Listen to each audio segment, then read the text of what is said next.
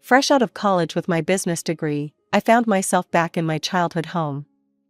I'm Anna, 22 years old, and honestly, I hadn't planned on moving back in with my parents. But here I was. The job hunt didn't take long, thankfully. Within a week, I landed a position at Babysit marketing with a pretty decent salary and promising performance bonuses.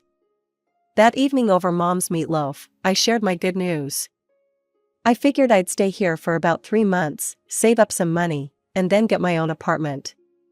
The clinking of forks against plates stopped abruptly.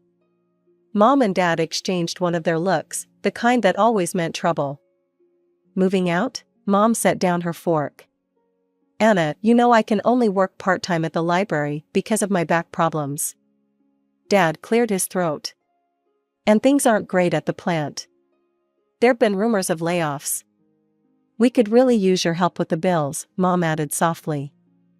And you wouldn't have to pay rent here. It just makes more sense, doesn't it? I stared at my half-eaten meatloaf, feeling trapped. They had a point, sort of. And they were my parents, after all. I guess I could stay longer. Life fell into a routine after that. I went to work, came home, paid the bills, and Mom made sure dinner was always on the table. It seemed okay, manageable even. Until last weekend, when my sister Sarah showed up with her husband Mike and their kids, Emma and Lucas. The change in my parents was like someone had flipped a switch. "Oh, my precious angels," Mom cooed, scooping up 4-year-old Emma while Dad swung Lucas onto his shoulders. "Sarah, darling, you look wonderful. How's everything going? Tell us all about what you've been up to." I stood in the doorway, watching as my parents fawned over their eldest daughter and her perfect little family. The way they hung on her every word, asking for details about the most mundane things, how her garden was doing, what new words Lucas had learned, how her book club was going. They'd never shown that kind of interest in my life, not even when I made Dean's List or won the business school's leadership award. "Anna, be a dear and put on some coffee," Mom called over her shoulder, not even looking my way as she bounced Lucas on her knee. Standing in the kitchen that day, listening to my family's laughter from the living room, I couldn't help but think back to how things had always been this way. Sarah, 7 years my senior, had always been the star of our family show, while I was relegated to the role of supporting cast. I remember sitting at this same kitchen table when I was 11, showing Mom my straight-A report card. She barely glanced at it before returning to her conversation with Sarah about college applications. "That's nice, Anna," she'd said absently, waving me away. "Sarah, honey, which universities are your top choices?" Those years were all about Sarah's high school achievements. Every dinner conversation revolved around her grades, her extracurriculars, her college prep. I'd sit there quietly eating my peas while Mom and Dad hung on Sarah's every word about her AP classes and college tours. Everything changed even more dramatically when Sarah got accepted to Brighton University. I was 11 at the time, and I still remember that dinner conversation like it was yesterday. "We're so proud of you, sweetheart," Mom had exclaimed, tears in her eyes. "We'll make it work, won't we, Robert?" Dad nodded solemnly. "We'll take out a student loan. Our Sarah deserves the best education possible." A week after Sarah left for college, they sat me down for a different kind of talk. "Anna," Dad said, his voice serious, "we need to tighten our belts for a while. The loan payments and Sarah's college expenses are significant." That's when things really changed. While my classmates got new phones every year, I kept my old flip phone until it literally fell apart. When I needed new clothes, we went to thrift stores instead of the mall. Christmas gifts became practical items like socks and school supplies. But they never forgot to send Sarah money. "Your sister needs to focus on her studies," Mom would say as she wrote another check. "We can't let her feel stressed about money." I learned my lesson early. At 15, I joined every club and academic competition I could find. I stayed up late studying, not just for good grades, but for perfect ones. I wrote essays for scholarship competitions until my hands cramped. Because I knew that there would be no student loans for me. It paid off. I got a full scholarship to State University, and I still remember the look of relief on my parents' faces when I told them. They wouldn't have to spend a dime on my education. Meanwhile, Sarah graduated, got a job in Brighton, and quickly married Mike, her college sweetheart. Within 2 years, she had Emma, and Lucas followed shortly after. My parents were over the moon. Their perfect daughter had created a perfect family. Now, every monthly visit turned into the same routine. Sarah and Mike would show up with the kids, and before I could even say hello properly, Sarah would be planning her weekend. "Anna, you'll watch Emma and Lucas while we go shopping, right?" she'd say, not really asking.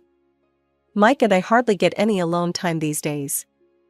The first few times, I tried to suggest that our parents could watch them instead. "Oh, honey," Mom would say, rubbing her back. "You know it's hard for me to keep up with young children. And your father needs his rest on weekends." So here I was, spending yet another Saturday watching Frozen for the 100th time with Emma, while Lucas tried to color on my bedroom walls. Sarah and Mike were off having lunch with friends, and our parents were puttering around the garden, occasionally peeking in to ask if I needed anything, as if they were doing me a favor. I tried to console myself with the thought that it was just one weekend a month. Just one weekend of being the free, reliable babysitter while everyone else lived their lives. A year passed in this monthly rhythm of babysitting and bills. I had almost gotten used to it, almost. Then came the phone call that would turn my already complicated life completely upside down. I was doing dishes after dinner when I heard Mom's phone ring. From the kitchen, I could hear her surprised, "Sarah? Oh, sweetheart, don't cry. Tell me what happened." Through sobs, Sarah explained that Mike's company had gone bankrupt without warning. They couldn't afford their rent anymore and had no savings. Could we maybe stay with you for a while?" Sarah's voice was so loud through the phone that I could hear it clearly. "Of course you can," Mom exclaimed without a moment's hesitation. "We'll make room." My stomach dropped. I stepped forward, clearing my throat. If they're moving in, maybe this would be a good time for me to get my own apartment?" You'd think I'd suggested burning down the house. Mom looked at me like I'd lost my mind. "Anna, don't be ridiculous. There's plenty of room for everyone." "But we're family," Dad said firmly. "We stick together during hard times." They arrived the following weekend with 3 cars full of belongings. I spent Saturday morning moving my things into what had been our storage room, the smallest bedroom in the house, barely big enough for a twin bed and a dresser. My old room, which was twice the size, became the kids' nursery because the children need space to play. Emma, now 5, and 3-year-old Lucas treated the entire house like their personal playground. They ran up and down the hallways, screaming and laughing, while Sarah watched TV at full volume or had long, loud phone conversations with her friends about how difficult this transition was for her. "Emma, Lucas, keep it down," I'd call out when they burst into my room for the 10th time, scattering my work papers everywhere. "They're just playing, Anna," Sarah would say dismissively, not even looking up from her phone. "Don't be such a grouch." After work, all I wanted was to relax in my room, maybe read a book or watch something on my laptop. Instead, I got to listen to Baby Shark playing on repeat through the thin walls, punctuated by the constant thump of little feet running back and forth and Sarah's loud laughter at whatever show she was watching downstairs. Mike spent his days supposedly job hunting, but mostly I saw him sitting at the kitchen table, scrolling through his phone with a worried expression. "The job market's tough right now," he'd say whenever anyone asked. "But I'm sure something will come up soon." I lay in my tiny bed each night, staring at the ceiling, listening to the chaos that had become my home, and wondered how I'd let myself get trapped in this situation. But every time I thought about bringing up moving out again, I remembered my parents' reaction and kept quiet. The first utility bill after Sarah's family moved in hit me like a punch to the gut. I stood in the kitchen, staring at the numbers that were almost double what I usually paid. The water bill alone had skyrocketed, not to mention electricity and heating. Looking at my bank account, I realized that my dreams of saving for my own place were quickly evaporating. That evening at dinner, I decided to bring it up. "So, about the utility bills," I started, pushing my peas around the plate. "They've doubled since last month. I can't keep covering all the bills by myself anymore. It's taking almost my entire salary." Sarah's fork clattered against her plate. "Are you seriously complaining about money right now? When Mike and I have lost everything?"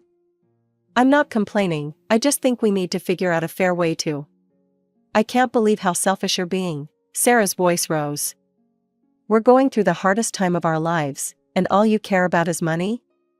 "Sarah's right, Anna," Mom jumped in. "Family helps family. That's what we do." Dad nodded solemnly. "Your sister and Mike need our support right now. This isn't the time to be counting pennies." I looked down at my plate, swallowing the words I really wanted to say. "Fine, never mind." A week later, Mike finally got a job at an insurance company.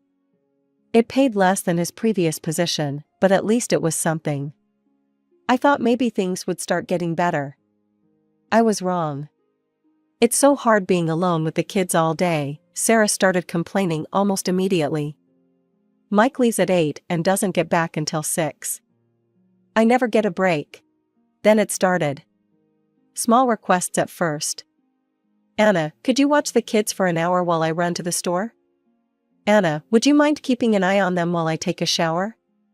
Before I knew it, these small favors had snowballed into something much bigger. I'd come home from work to find Sarah already dressed up to go out. "Oh good, you're home," she'd say, grabbing her purse. "Mike and I are meeting friends for dinner. Emma and Lucas already had their snack, but they'll need dinner in an hour. We'll be back by 10. Weekends became my personal nightmare. Sarah and Mike would casually announce their plans on Friday evening, a shopping trip, lunch with friends, a movie date, leaving me with the kids for hours. Mom and Dad conveniently started visiting relatives more often, usually disappearing right after Sarah and Mike left. So there I'd be, weekend after weekend, trying to keep Emma from drawing on the walls while Lucas had another tantrum because I cut his sandwich the wrong way. I'd spend my Saturdays cleaning up toys, making mac and cheese, and watching endless repeats of children's movies. By Sunday night, I'd be exhausted, my house would be a mess, and I'd still need to cook dinner for everyone. One evening, after a particularly exhausting weekend of childcare, I finally worked up the courage to say something at dinner. "I need to talk to you all," I said, setting down my fork. "I'm really tired. This situation with the childcare isn't working for me." Sarah's head snapped up, her eyes narrowing. "What do you mean, isn't working? Are you saying you don't want to spend time with your own nephews?" Mom reached over and patted Sarah's hand. "Don't worry, honey. This is actually good practice for Anna. She'll need to know how to handle children when she becomes a mother herself someday. Think of it as training." And just like that, they went back to their usual dinner conversation, Sarah talking about her day, Mom and Dad hanging on her every word, Mike nodding along. I sat there, invisible once again, pushing food around my plate. Nothing changed after that conversation. If anything, it got worse. Sarah and Mike seemed to take my complaint as a challenge, finding even more reasons to go out. They'd be waiting by the door when I got home from work, car keys in hand. "We're meeting friends at that new restaurant downtown," they'd say, already halfway out the door. "Kids have had their snack. Thanks, Anna." Weekends became something I dreaded. I'd wake up on Saturday mornings with a knot in my stomach, knowing I'd spend the next 2 days watching Paw Patrol and mediating sibling fights while Sarah and Mike lived their best lives. Then came a Wednesday that changed everything. I was at my desk at work, trying to focus on a marketing report despite my exhaustion, when my friend Rachel stopped by my cubicle. "Hey, want to do something fun this weekend?" she asked, perching on the edge of my desk. "A bunch of us are going to the Pine Ridge Ski Resort. Just a quick weekend getaway, leave Saturday morning, come back Sunday night. The slopes are supposed to be perfect right now." For the first time in months, I felt a spark of excitement. Friday evening, I was in my tiny bedroom packing my duffel bag, actually feeling happy about an upcoming weekend for once. I had just folded my warmest sweater when Sarah appeared in my doorway. "What are you doing?" she asked, eyeing my half-packed bag. "Packing for a ski trip," I replied, rolling up my thermal socks. "Going to Pine Ridge with some friends from work." Sarah's face darkened. "You need to cancel." I looked up, startled by her tone. "What? Why would I do that?" "Because," she said, crossing her arms, "Mike and I are going to Aunt Linda's 60th birthday party in Millbrook this weekend. Mom and Dad are coming too. You need to stay here with Emma and Lucas." I couldn't help but laugh, actually laugh out loud, at the sheer audacity of it all. "You're joking, right?" I said, continuing to fold my ski pants. "You can't seriously expect me to cancel my plans because you didn't bother to tell me about yours." Sarah's face turned red.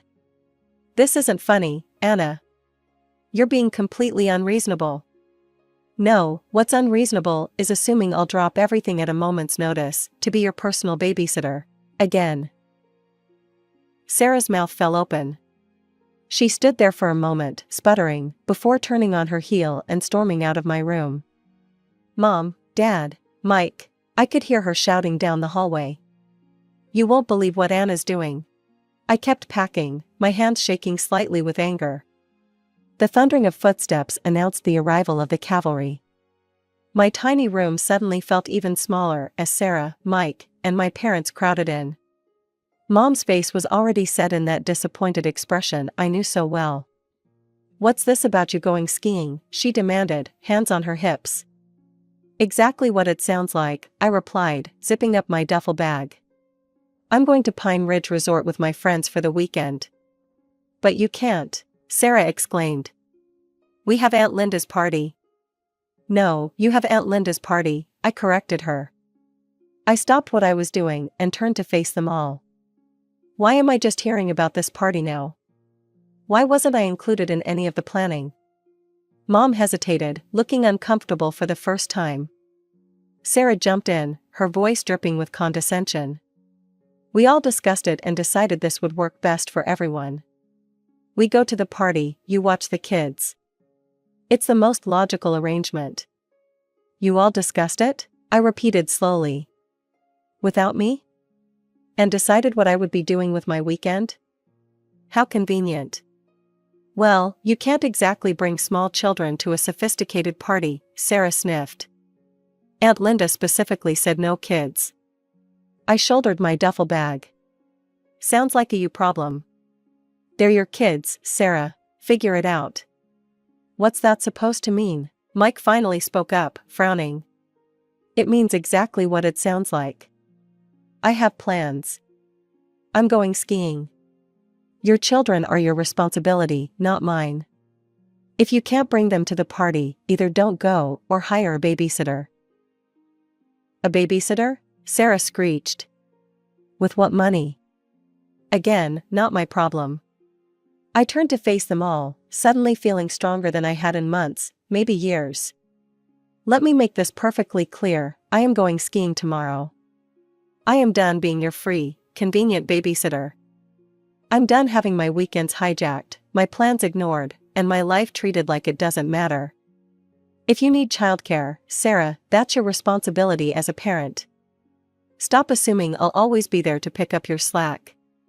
The silence that followed was deafening. They all stared at me as if I'd suddenly started speaking in tongues. Sarah's mouth opened and closed like a fish out of water.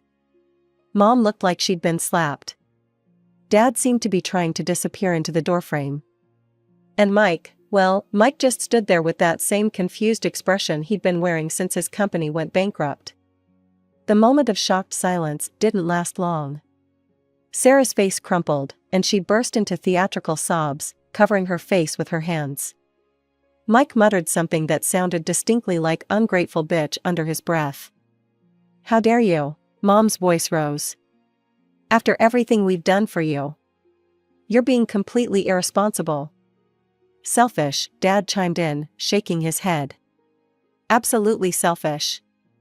I stood there, my duffel bag still over my shoulder, watching my family turn into a Greek chorus of accusations.